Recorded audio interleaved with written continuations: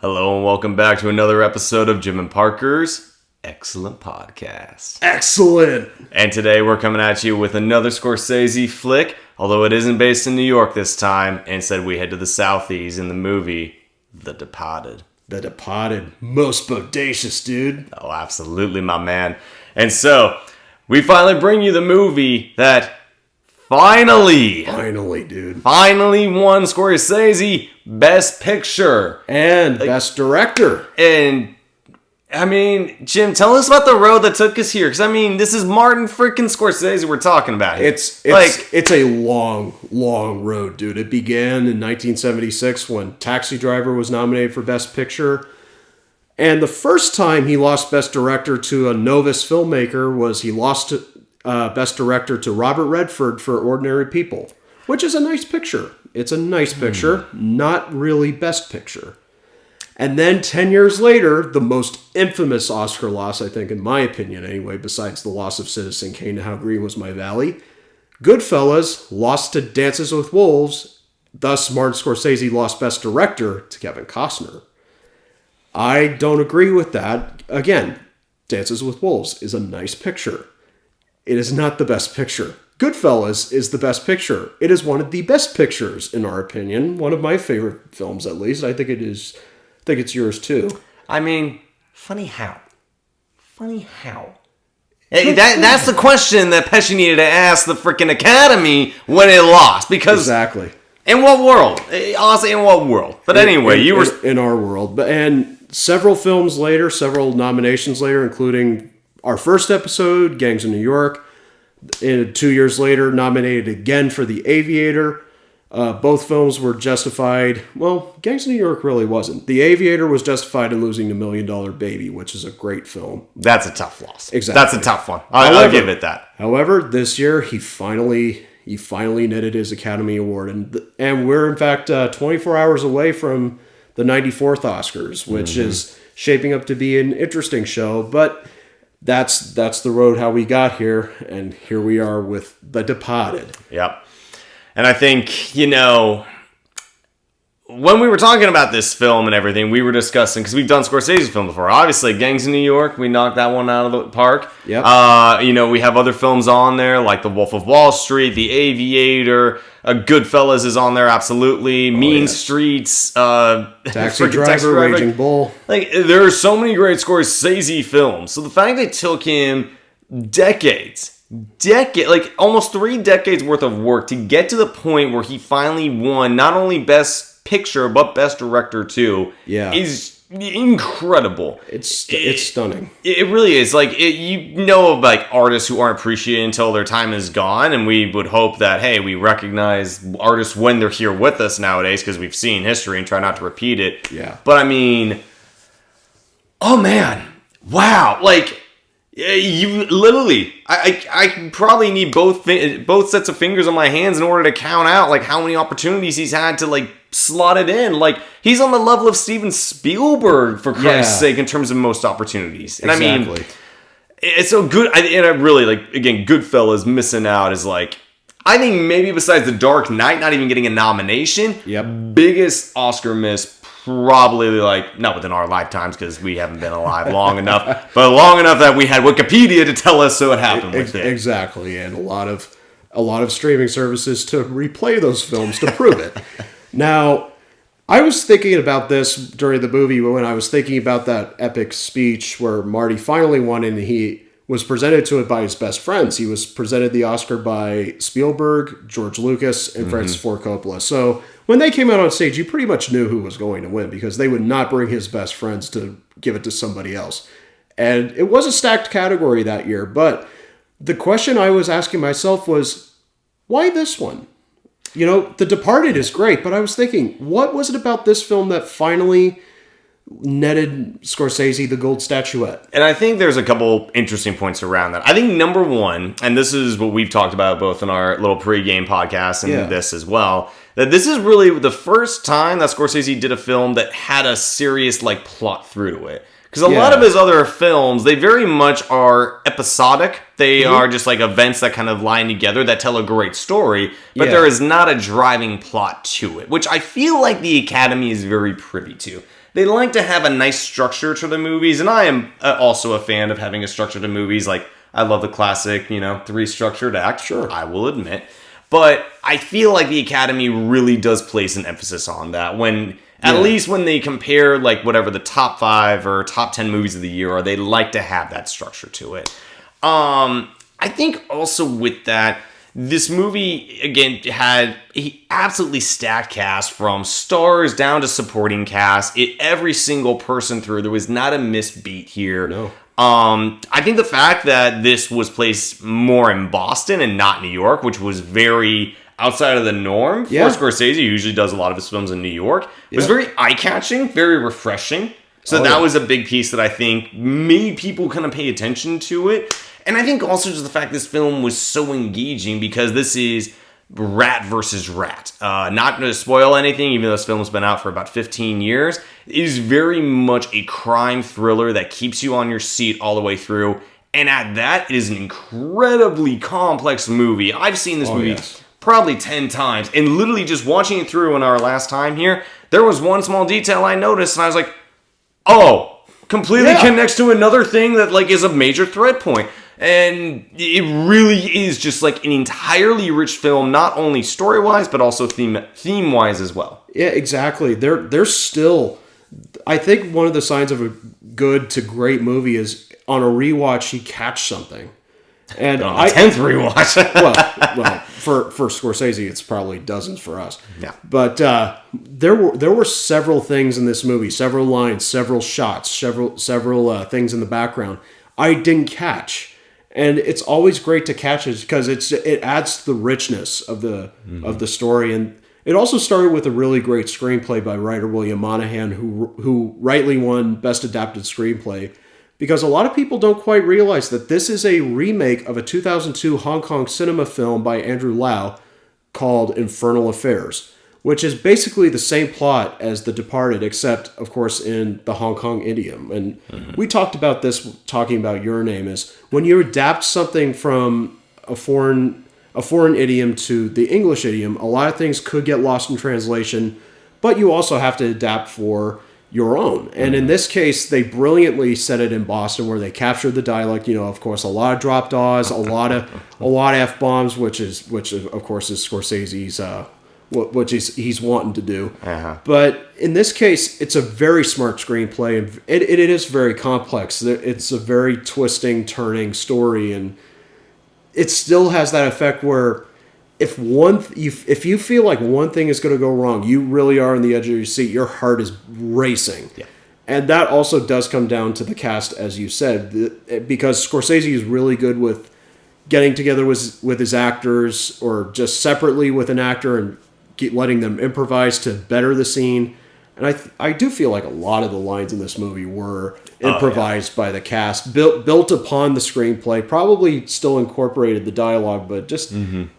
he's really good at getting his actors to just twist it a little bit to make it not only memorable, but just add so much to the character. Oh, yeah, absolutely. And I think the perfect example of that is really just like the first 5 minutes of the film where, and this has been recorded with Matt Damon when he went on some talk show, I forget where exactly, but this has been well recorded and documented, that he went into a talk show and was talking about the opening scene where Jack Nicholson and Mr. French are essentially offing a gangster and his wife or girlfriend or whoever, and she drops at a strange angle after he shoots her in the head.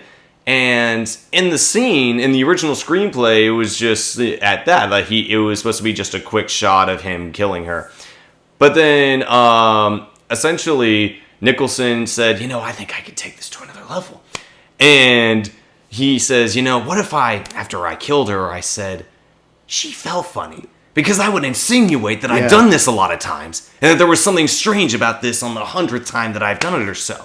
Yeah. And then it completely just transforms the opening because it adds another level of depth. And again, I think that is the biggest thing about this movie. And again, maybe why this was the one that really punched it through and punched the ticket for Marty and getting in his Best Picture and Best Director Oscar, is that there are so many times in this movie where there is just like level upon level of depth. Like, it's not 2 or 3 layers. It's like 20 layers deep sometimes. Like, the amount of detail on this is extreme. Like, completely off the hook.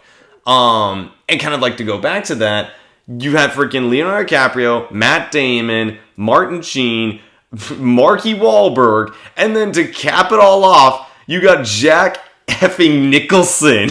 I'd like to interject that I thought I was the star of this picture. I didn't know that I was billed behind these kids. Jack, you're not like Michael Caine, you know? Your last line of the script wasn't on the last line of the page there. You're telling me the last line was on the last page? Anyway, so, and I think that really, again, with the adapted screenplay is really what takes this to another level, is that Marty not only has a great script to work with at the beginning, but he then has all of the great actors in order to allow them to fill in the screen with their own ideas and crazy stuff.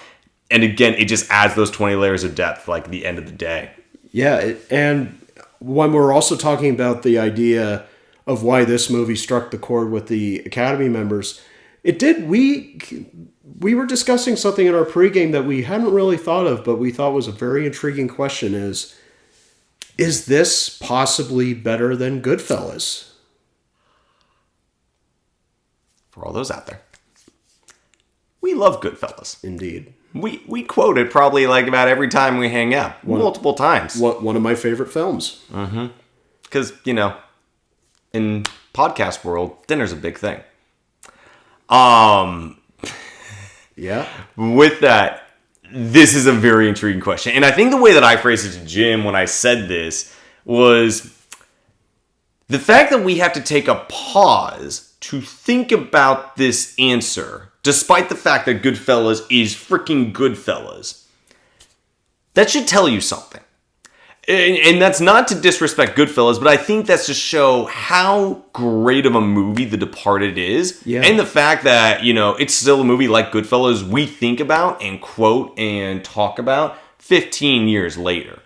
And, you know, and I'm going to get Jim's thoughts here in a second because, I mean, my man is the movie guru here. I'm just your, you know, basic businessman.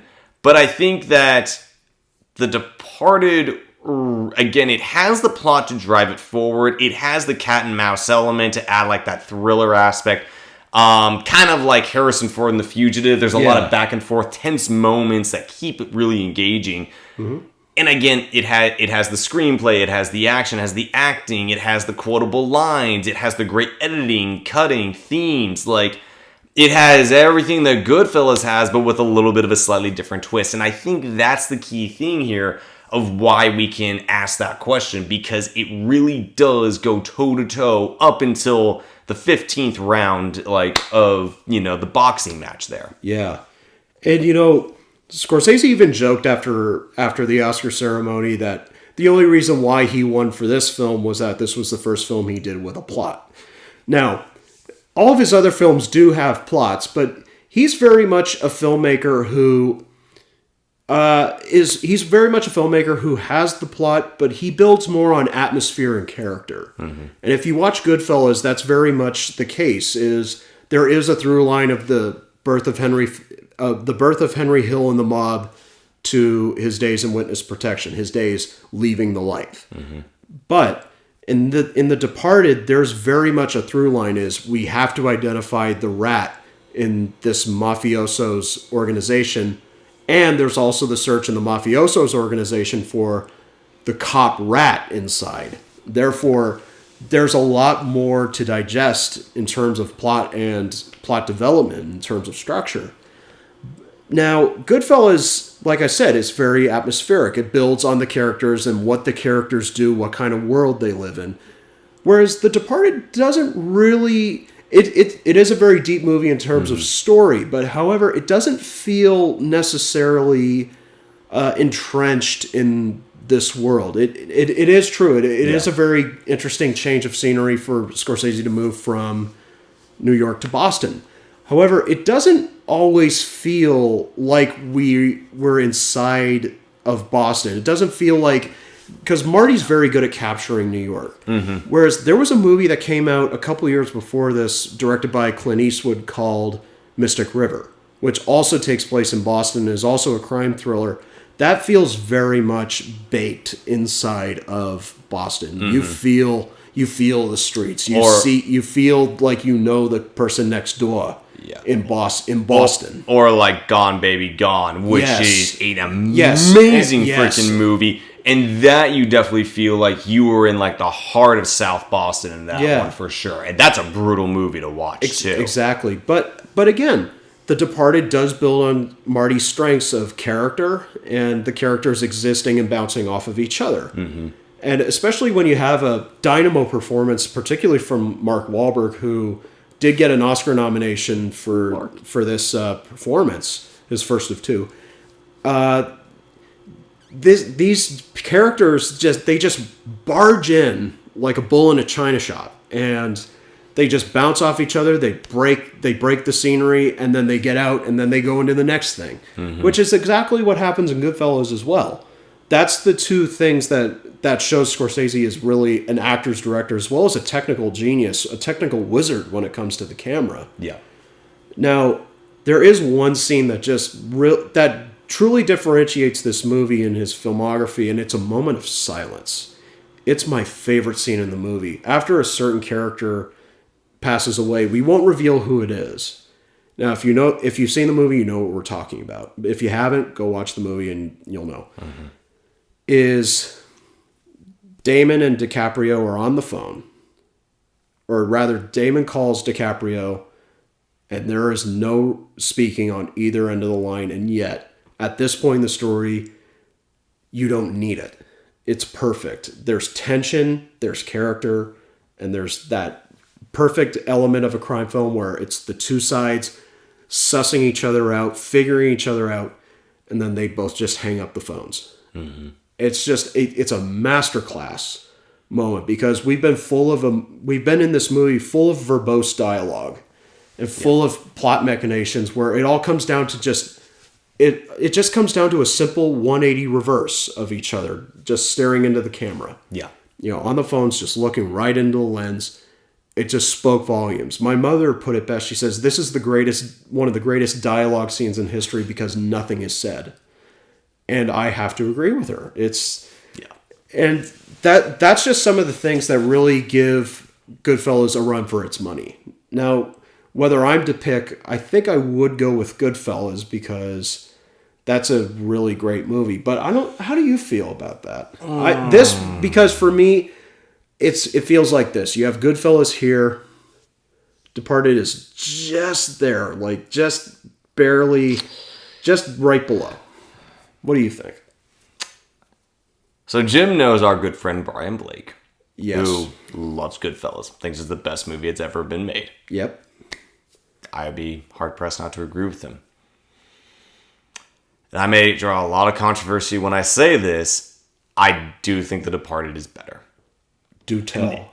Do tell.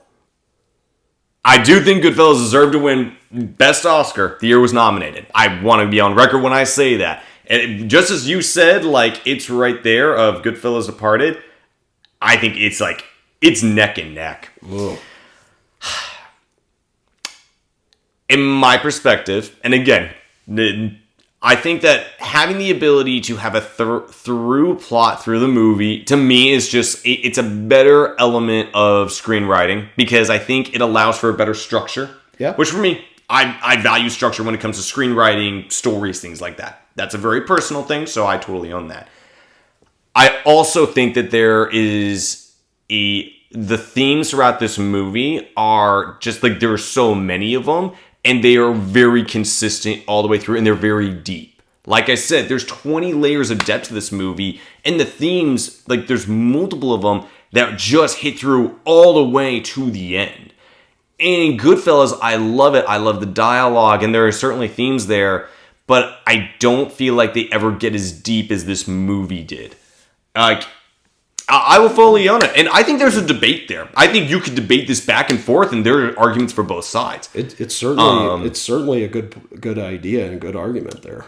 And that's kind of my honest, like, I think it is slightly better. Do I enjoy watching Goodfellas more than Departed? Yes, absolutely. It's just a much more enjoyable film. But in terms of like actual filmmaking, like elements that go into this, I think it is slightly better.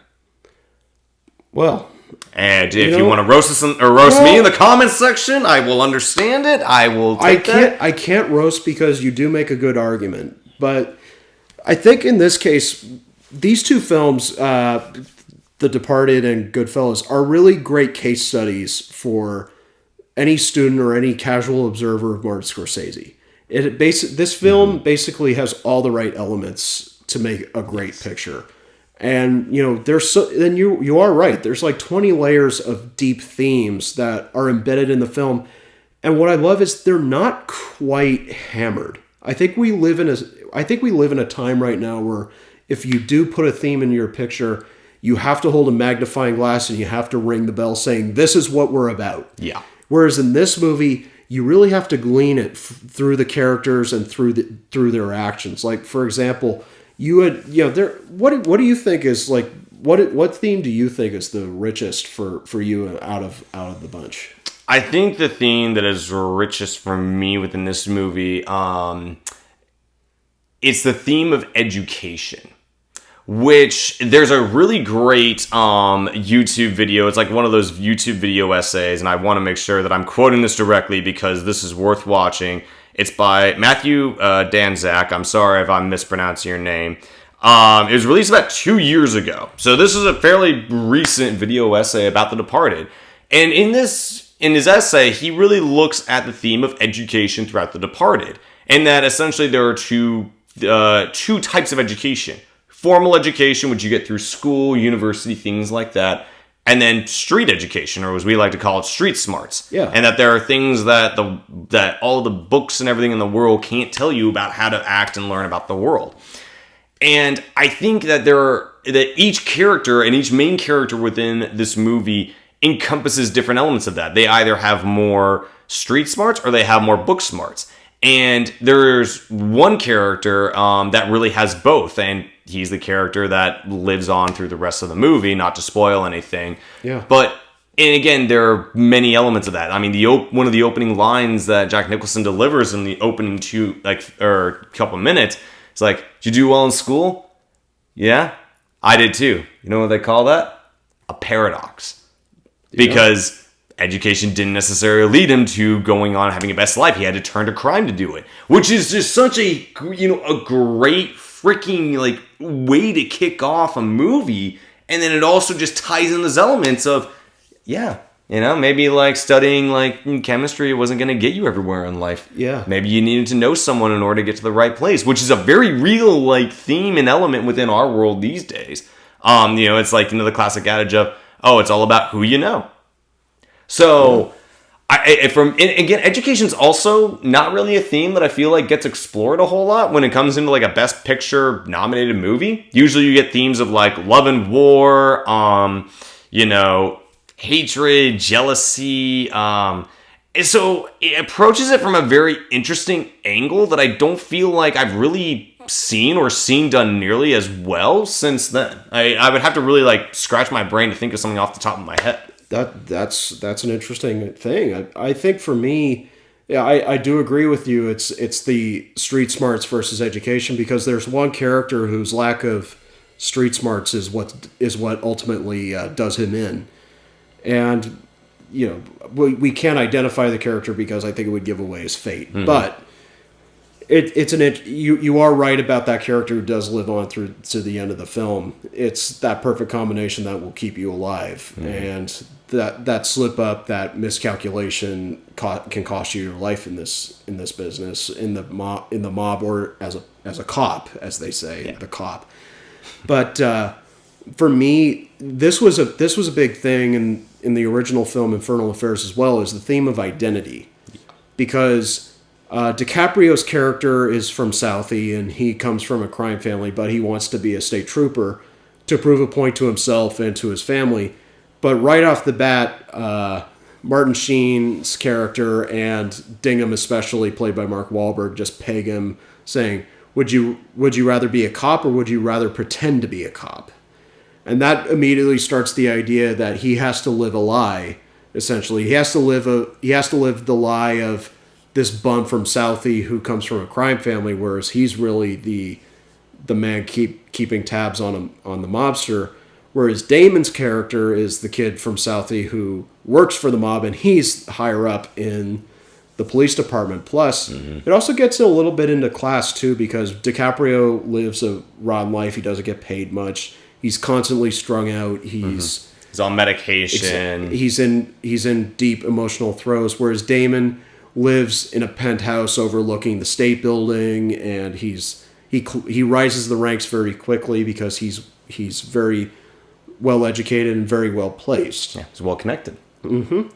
And it's always trying to find the identity of the rat. You know, who are you? And there's even a line Damon says. He says, "I got to find myself, Frank." And Frank says, "Well, ain't that the truth?" You know, he says, "Yeah, you got it. Yeah, I think you haven't done that yet." So that's a very interesting play. And plus, there's a great character played by Vera Farmiga, who's a police shrink, who DiCaprio has to see to maintain his cover. And she herself has a little bit of an identity crisis while dating Damon, because he just doesn't do it for her emotionally or physically even. And again, that's a very subtle embedded theme. It's not directly outright stated, except for one scene. Whereas DiCaprio very quickly figures her out and gets her going. And that's, you know, she's kind of the outsider looking in. She's kind of our character in a little bit. She's a little bit of our Avatar in a way. Yeah. But she also has to go through the charade of lying to Matt Damon about a certain something going on, whereas she has no idea that he's playing her for a sap as well. And so everybody in this film is trying to search for this identity that they want for themselves, instead of looking in the mirror, seeing what they are. It's kind of like there's the identity that I think I should be in order to like be a rich professional with that high-rise apartment and the perfect marriage, things like that. Yeah. But then there's the identity that I really am that's actually a lot darker and grittier and also like isn't really perfect. And this film loves her at that line because it shows both sides of people trying to be that identity and some people who are that identity. Martin Sheen's character is very much someone who's like, you know, I think there was like one of the cops on the line dropped a moment of, oh, you know, why are we following the good old Catholic boy? You know, it's like he kind of like is living up to that. His son goes to Notre Dame, is like got a wife. He lives that idealistic lifestyle. But then there's other people like DiCaprio and Costello who really are much more like, you know, we may be darker and grittier and like maybe even criminal people, but we're being true to who we are. So is that worse on you for not willing to accept that and like be true to who you are, or is that worse on us because we are being true to that, but that means that we're worse off people because of it? Again, it's the 20 layers of depth because it plays on this entire spectrum across the entire thing, which is, again, just super, super fantastic. And I also wanted to mention, because you mentioned this earlier too, of maybe where this isn't as good. And I think this goes into like why it's a little harder to get into the environment of this movie. Because, and there are two examples I'm going to bring up, both of which, funnily enough, are mob movies. But I think it proves the point.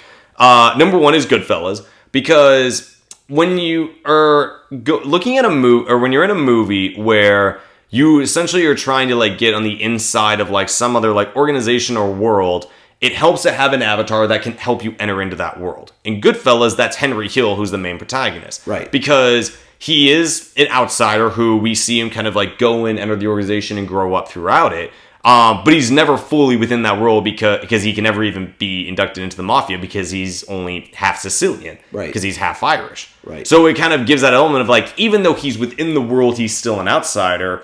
And then the second example of that, best movie of all time, arguably, The Godfather, with oh god, Michael. Yes, Michael. Or no, not my the lawyer. Tom Hagen. Tom Hagen, thank you. Yeah. Because Tom Hagen is not Italian. He's adopted by the family, and he's more Irish and German. But he's in this entire Italian Sicilian mafia world. And so he kind of provides like a figure that understands everything and kind of can communicate within the world, but he's never fully a part of it. And to the point where he's almost kind of shunned from Michael within the family because he's not directly part of the family. Yeah. Which is another interesting thing with The Godfather, especially Godfather Part 2, which we will get to another day. Indeed. But I think to your point of like maybe why this film is a little hard to get into, which is a knock against it, is that there really isn't a full-on Avatar to bring us into this world. That's true. So, quick little side piece of that. But again, I think if that was the worst knock against this movie, it's not much. But. Yeah, it's a minor one at best. It's just that's just the fault of the premise, I suppose. A bit, yeah. But they're also talking about the villain. This is a great villain, Frank Costello, played by Jack Nicholson. I'm going to do this whenever I can because he's just such a great actor to try to, impersonate. And this one, he's really on it. I actually think this might be his last hurrah as a great actor because the films he's made since have not been particularly good, and he has not been particularly good. Mm-hmm. I think he really went out with a roar on this one. And Frank Costello is also a very interesting villain because he basically owns this town. He walks around, he does whatever he wants, says whatever he wants. And yet there's also a problem of him seeking this identity as a father figure by taking all these strays and all these kids from Southie under his wing and them becoming his minions. Even older guys like Frenchie or Fitzy. And all those guys, they kind of serve him like sons serving a father. And you even pointed out at one point that his mall is reading a book about how to get pregnant because obviously he can't, and she can as well, and they're trying. And one of the final lines is, all that murdering and all that blank and no sons. It just makes for a compelling argument that he's seeking the identity of this benefactor, this father, this patriarch, and yet he's losing control of his organization because he can no longer trust his adopted children, his adopted sons, and that leads him to become more erratic, which also adds to the stakes of the characters and also adds to the stakes of the story. Mm-hmm. And Jack really pulls it off with aplomb, really. And even in that great scene where he decides to interrogate DiCaprio as the possible rat, he brings him in, lulls him in with dinner, and he says, Bill, I gotta ask you that question.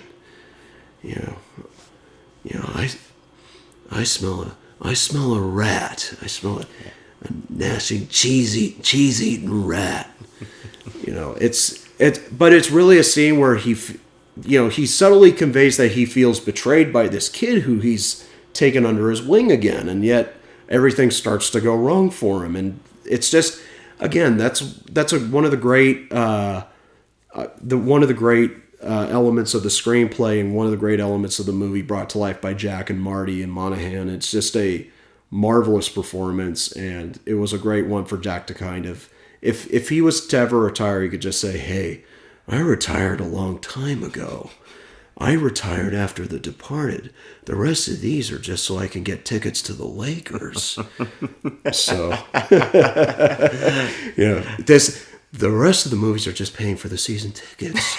But again, we got to come back to these are two very underrated performances from two of the biggest heartthrobs of the 90s and two of the biggest stars of the 2000s, DiCaprio and Damon. Mm-hmm. And DiCaprio had been considered by Warner Brothers to be a candidate for Best Actor, but at the same year, he was in Blood Diamond, which was arguably another one of his most underrated performances. Yeah. And I think Warner Brothers produced that one too, so they decided to let's campaign him for Best Actor in Blood Diamond so as not to kind of interfere with anybody else in the cast, because they wanted to nominate Damon. I think they wanted to run Nicholson, mm-hmm.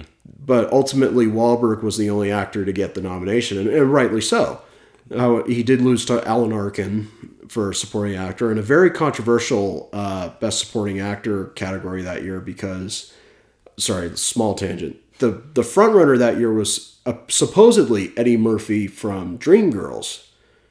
But in between his Golden Globe win and the Oscar loss, I think Norbit came out, and that kind of dashed his goodwill.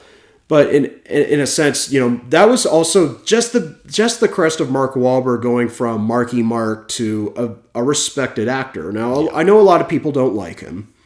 One of our mutual friends doesn't see his appeal. Doesn't necessarily mean she hates him, but she just doesn't get his appeal. I think you're going to have to remind me which friend this is afterwards. But he had just done The Italian Job, and he was going on later to The Fighter. So this was, and Damon, of course, was just almost done with the Bourne trilogy, and he won the Oscar for original screenplay for Good Will Hunting with Ben Affleck. So this was really his crest of writing, the great actor trade before. Mostly, he's still acting. He's still a good actor, but I think mostly he's producing. He's mostly producing, little screenwriting. Yeah, I think the one thing we remember him most recently is The Martian, which he's not bad in it, but no. After all, that was the best comedy of 2015, according to the Hollywood Foreign Press. Because there's nothing more funny than a guy getting stuck on a planet all alone. Yeah, the funniest film of the year, apparently. So, anyway. But in that case, Damon also has to run a huge gambit here because there's also an implied theme that he may be a closeted character. Now, what do you think? Did you had picked up on some of that too, and I did as well. And I think this is also another kind of well documented kind of theme of sexuality is kind of a big theme throughout this movie. And so there are many hints and also strong words around homosexuality used within the movie. And I think it's a very interesting, and I think that if you kind of track his character throughout it, that there's kind of a case to be made for it. Again, it's very subtle, and I think that's also another great thing about this movie is that, not necessarily this exactly, but there are many things that you can kind of watch, and two people watching at the same time can come up with different perspectives of what they think is happening or what they think might have happened. There are a lot of threads out there around other characters besides Damon and DiCaprio of we think there are also other people who are rats within the whole thing. That's not expressly known or really felt on because it's very subtle. Yeah. And so I think this is also coming at, this movie came out at an interesting time because this came out 2 years after Brokeback Mountain, I think. Yeah, about a year and a half, I think. Year and a half, almost 2 years. And again, this is also 2007, 2008 America. Gay marriage wasn't explicitly accepted. It wasn't national law at that time because the Supreme Court case hadn't gone through and made it so. And so I think it was a very, I wouldn't say, it may be smart. I think it was a clever way of, again, adding another very relevant theme within kind of the world that we're living in into it and exploring it in a very clever way without being explicit about it. And that goes for the other themes too. Is it's said throughout the picture. For that one's more implicit, as we've established. Yeah. But for identity and education and even religion and family, it's more subtly pronounced. I think we live in a time where films sort of grandstand themselves on some themes. If you have a theme in a major motion picture now, you have to ring it out all over the headlines. Is our movie is about this, Whereas this film didn't really do that. It just says, hey, we're a great film and there's themes. We're not going to hit you over the head with it. We're going to let you find it. And again, I think that does tie into how Scorsese sees a picture, which is he'll give the actors plenty of leeway. Mm-hmm. And of course, he knows what he wants. He tells them, this is where I want you to go. But he says, I'm going to give you the reins to find it. Yeah. And I didn't pick up on some of these themes over the years, but every time you watch it, you pick up something new. And you think, oh, very clever. Mm-hmm. And I think it's also like Scorsese's way of going about a movie, which I think is a very old school way of doing it, and I think kind of a missed art these days, because you're right, there are a lot of movies that love to slam their message and themes over the head, like Adam McKay's new movie on Netflix, Don't Look Up, which is all about basically just like, which is not climate a bad change, theme. Yeah. Well, one, climate change, and also two, of so like people are actually really dumb and like they only care about like what's like a trending topic on social media. Pretty much. It really does. Like, and those aren't bad themes, but it slams it over the top with your head, which is very much Adam McKay's style, which I'm not criticizing, but that's a very explicit way of doing film these days. Whereas Scorsese's style, kind of with this, and also I think this is very true of The Wolf of Wall Street, which I think is a fantastic film. Yeah. It is. I will go on a bit of a tangent myself here.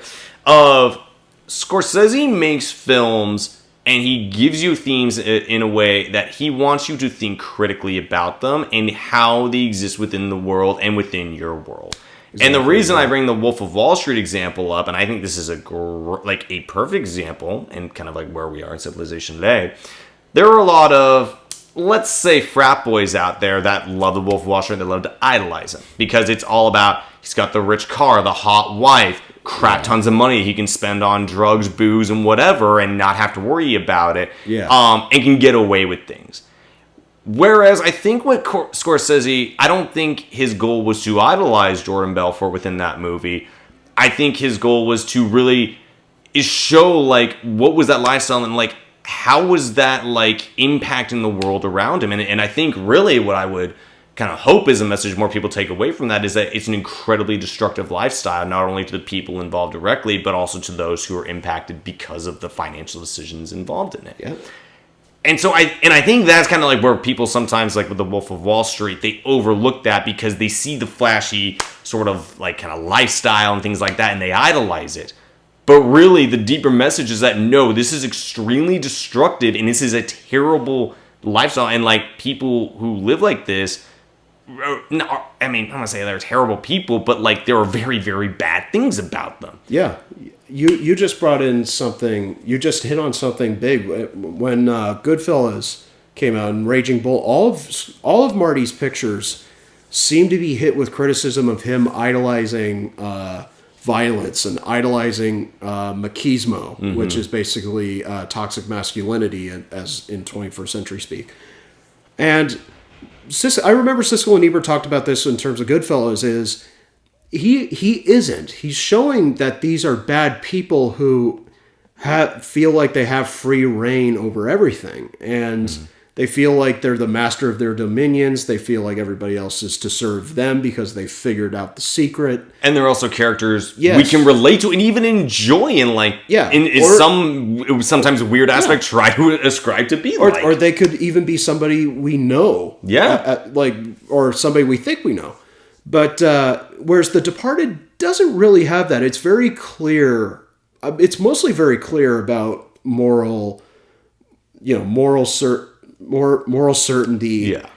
It does muddy the waters a little bit by forcing DiCaprio to go undercover under a false identity. But it's with the best intentions, whereas you don't really get that in a lot of Marty's older pictures, whereas they feel a little less clear cut, which is I think where the element of danger comes in, which is why I think he captures that visual sense so well. And I think where that comes from is like in movies like Goodfellas, Wolf of Wall Street, we are entirely on one side of that, one side, whereas in this movie it's the cops versus the criminals, and you were in the thick of it with both of them because they are both interconnected. Yeah. So I think you do get a lot more of that complexity, and you're like, I kind of get a sense of like what's the right direction, but again, these are also very complex characters. Yeah, and with that, I think this movie, it's very complex. It's very interesting. It's never boring at all. It's never boring.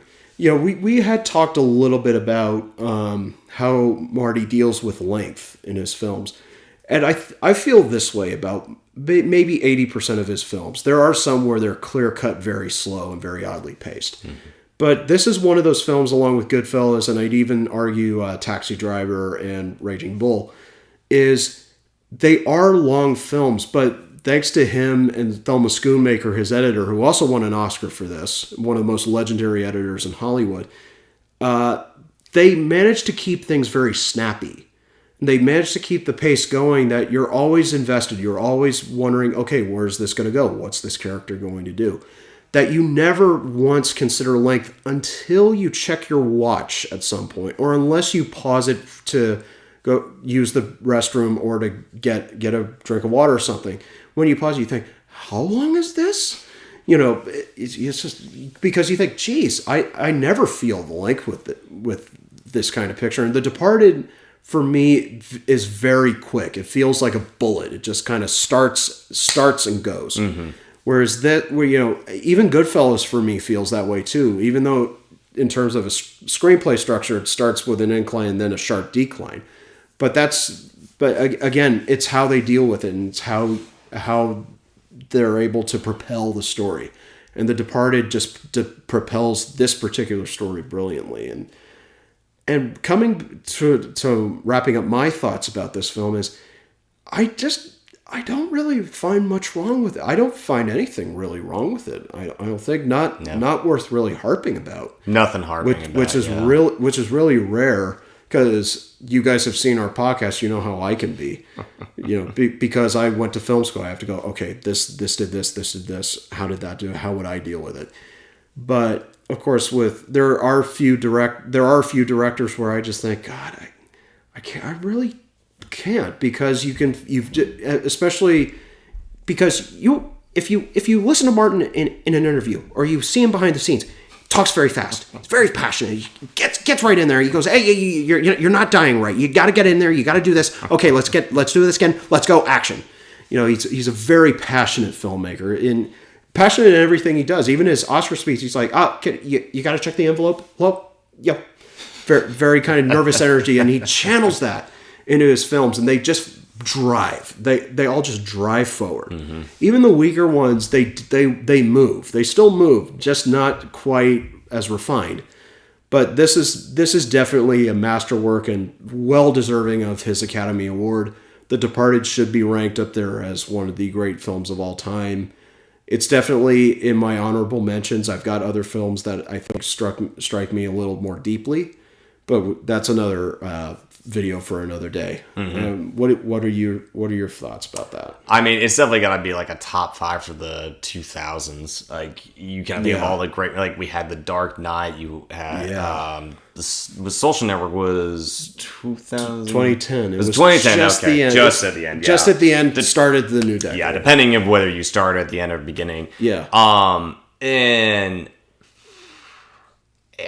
again, it's super rewatchable. I've seen this movie 10 times. I watch it 10 times more. It's just always so engaging.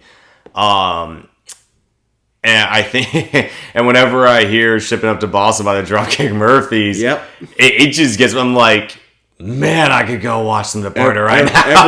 Every Irishman here will just start stamping their foot and singing along at the top of their lungs, just scratching out their vocal cords. Yeah.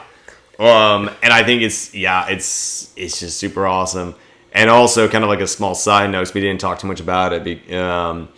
The opening scene is, I think, probably it might be my favorite opening scene of a movie of all time. From like the opening kind of like school bus shot through to Nicholson being in the shadows the entire time, the Rolling Stones, Give Me Shelter. Yeah.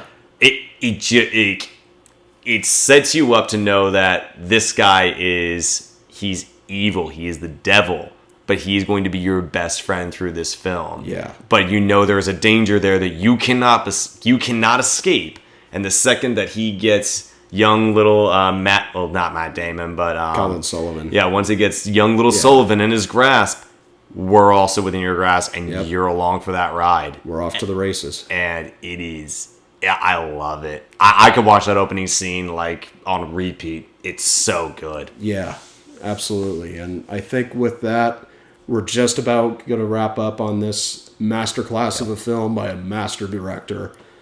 And yeah, I don't think I can say much else. I can't keep falling over myself with praise for this film. It's one of the greats. Go check it out. You can get it on HBO Max or you can go buy a physical copy, which I think will last longer. In fact, here it is. We had it in our opening sketch. Yeah.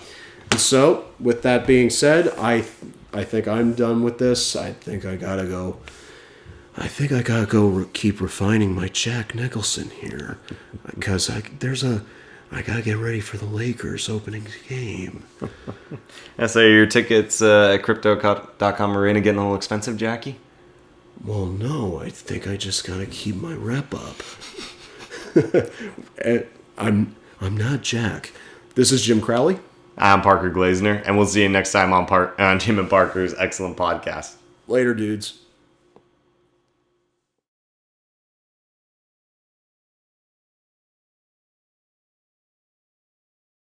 Action.